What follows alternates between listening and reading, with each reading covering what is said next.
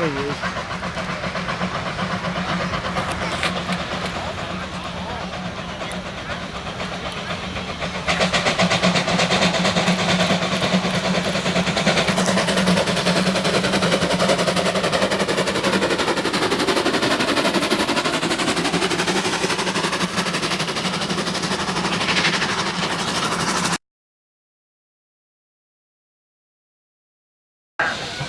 In de zomer van 2010 wordt de E2040 weer in dienst genomen om haar 100ste verjaardag te vieren.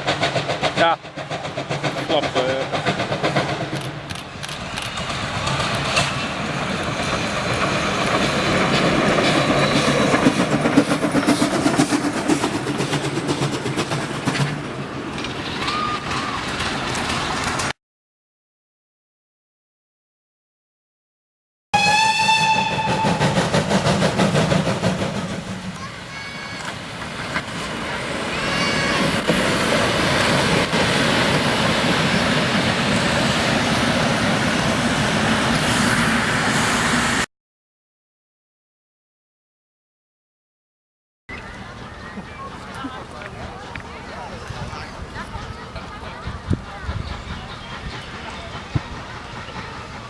Ja, godver.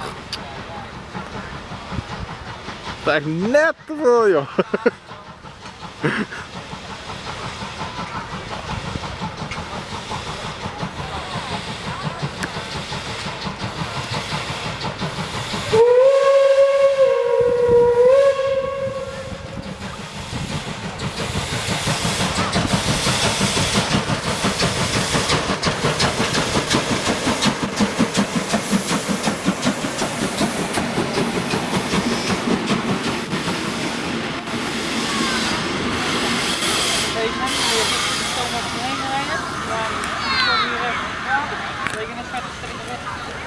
Oh joh, dit is wat waar.